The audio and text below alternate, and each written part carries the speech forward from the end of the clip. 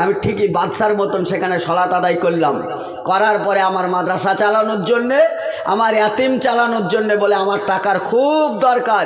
কিছুক্ষণ আগে ইমামতি করলাম রাজার মতন, এবার ভিক্ষে করতে বসলাম ফকিরের মতন। সবারই জুতোগুলো যেখানে থাকে সেখানে রুমাল পেড়ে আলেম সাহেব বসলো। বলেন আপনার সম্মান থাকে? বলে আপনার ইজ্জত থাকে? আপনি সিস্টেম তৈরি করতে পারলেন না? সারা দিকে ধরে সিস্টেম তৈরি করলেন না? আপনার এই সমস্ত যাকাত ও ফিতরার টাকা সামাজিকভাবে তছরুপাত হচ্ছে বুঝতে পারার পরেও এলাকার শিক্ষিত জনতা আপনারা কেন সিদ্ধান্ত নিলেন না যে আমাদের একটা হাসপাতালের দরকার? যাকাতের টাকা আটকে দেন, দেওয়ার পর একটা হাসপাতাল তৈরি করেন। একটা মুসলিম ছেলে ভালো নাম্বার উঠানোর পরে সরকারি হোক আর বেসরকারিভাবে ভালো স্কুলে চান্স পায় না। চাকরির পরীক্ষা দিতে গিয়ে মুসলিম নাম থাকলে 9 নম্বরে চলে যায়। চাকরির পরীক্ষা দিতে গেলে ভাইভা পরীক্ষাতে বলে আপনার বাড়ির পিছনে কিসের গাছ আছে?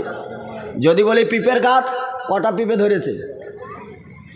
পিঁপে গুনে গেছিলাম আমি পরীক্ষা দিতে, কি আমি পিঁপে গুনে গেছিলাম? যদি বলি বেগুনের গাছ, তাহলে কটা ঝাড় আছে? এক একটা গাছে কয়টা করে বেগুন আছে? আমি কি বেগুন গুনে আমি পরীক্ষা দিতে গেছিলাম? তারা বসে আছে গদিতে, তারা বসে আছে চেয়ারে। যে চেয়ারে থাকে সে গিয়ারে থাকে। আপনার কোনো কথা চলে না। আপনি ওইখান থেকে বগলে ভরে আপনার ডিগ্রি বগলে ভরে এসে বাড়িতে এসে হেসে কাচি নিয়েও মাঠে যে আপনি একটা লেবার। চিন্তা ভাবনা করেননি একটা ইউনিভার্সিটির দরকার ছিল? যাকাতের টাকাতে একটা ইউনিভার্সিটি চালাবো, আমার মুসলিম কমিউনিটিকে আমি সাব্যস্ত করব, দাঁড়াবো। চিন্তা ভাবনা করলেন না? যাকাতের টাকাগুলো একত্রিত করে একটি জায়গায় রেখে মাদ্রাসা মসজিদগুলোকে ভাগ ভাগ করে দেব, যারা সবাই সমান সমান টাকা পাবে। আপনি ভাবলেন না? আপনি ভাবলেন যে সাদকাতুল ফিতর খাদ্যদ্রব্য দিতে হবে। আপনি ভাবলেন টাকা দিলে ফিতরা হবে না।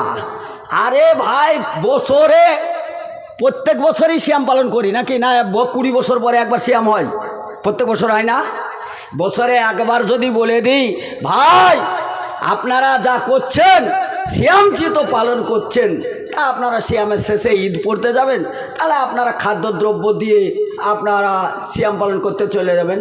যদি আমি বছরের শেষে একদিন বক্তব্য রাখি, জনগণ বুঝে গেল যে না খাদ্যদ্রব্য দিয়েই সালাত আদায় করতে যেতে হবে, ভেবে নিল।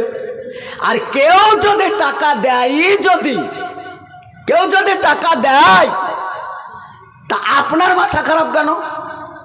কেউ যদি টাকা দেয়, আপনার সিয়াম পালন করে না বহু লোক আছে, সিয়াম পালন না করা লোক বহু নাই, সালাত আদায় করে না বহু লোক আছে, মাতাল লোক বহুত আছে, সুদখোর লোক বহুত আছে, ঘুষখোর লোক বহুত আছে, মার্ডার করা লোক বহুত আছে, পরের জমি দখল করা লোক বহুত আছে। কই মৌলভী সাহেব আপনি বললেন না সুদখোরের ফিতরা নেওয়া চলবে না? সুদখোরের মাল হারাম। একবার যদি কেউ সুদ খায় 1 টাকা পরিমাণ, তাহলে 36 বার নিজের মায়ের সঙ্গে জেনা করা হয়। এত অপরাধী, এত নোংরা টাকা। সিয়াম পালন করার পরে এই লোকের ফিতরা নেওয়া যাবে না, আপনি বললেন না?